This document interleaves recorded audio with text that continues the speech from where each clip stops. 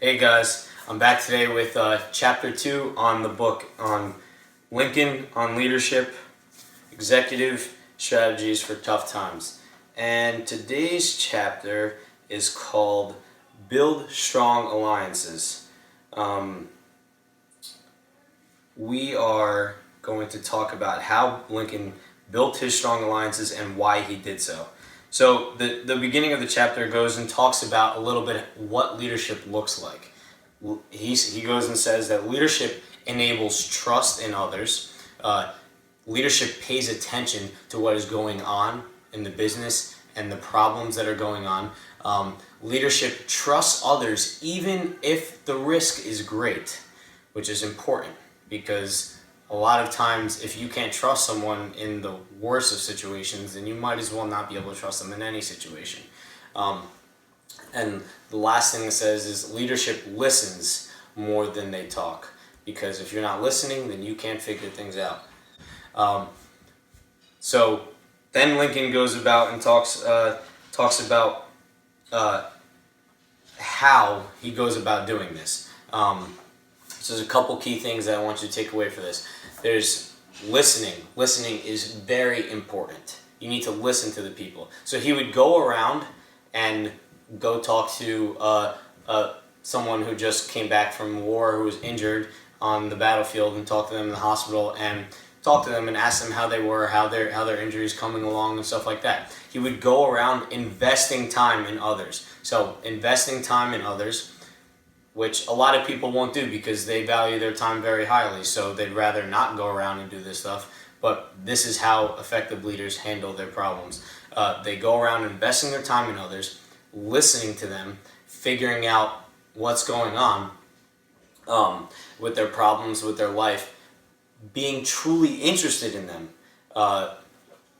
If you're not truly interested, then someone can tell that you're being fake and you have another purpose. So you really need to come in with the mindset of being truly interested in the other person while listening to them and their problems.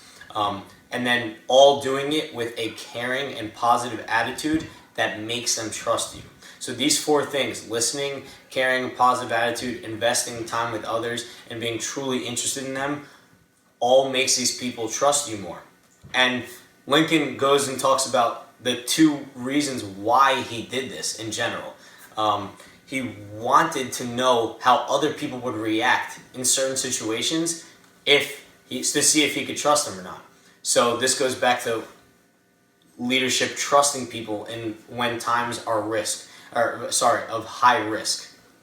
If Lincoln could not trust people at times of high risk, then why even have them? So he would invest the time in other people, asking them questions, asking them how they were, finding out what kind of person they were, and if he could trust them during the time. So this way, when a crisis happened, he could go out and say, I trust person B because I know that from my conversations with him that he's a trustworthy person, whereas person A I know is not reliable during this time. So I'm going to tell person B to do this, which is how he would be able to get the job done a lot faster, a lot better. The second reason why he would do this is because he wanted people to see him and how he reacts, so they would know what to do when he couldn't come, or when he couldn't lead. So if someone's having a conversation with you and you know what they would want in a certain situation, this is similar to like, what would Jesus do, or something like that. You know, the point of that is to remind you what would Jesus do, but you could do that for any person that you look up to and try to emulate their character and what they would do. So if you had a conversation with Lincoln and you would find out what his motives were, why he is motivated to lead the war and stuff like that, you would know what he would want to get done in a certain situation when he couldn't be there to lead. Because of course a leader can't be everywhere at once. He can only be as many places as possible. But this allowed him to effectively lead without actually having to do anything. So the reasons why he did this was he wanted to see how people respond, and people would respond to them. So went over how to do this, why he did it, and what leadership looks like in this chapter. Hope if you like the video, leave a like down low. Give me a thumbs up. That would be awesome. If you want to subscribe, click the subscribe button down low also so you can see more videos and follow us along in this book and any future books. Leave a comment down below if you'd like to see different books to be read in the future. I'll take those into consideration.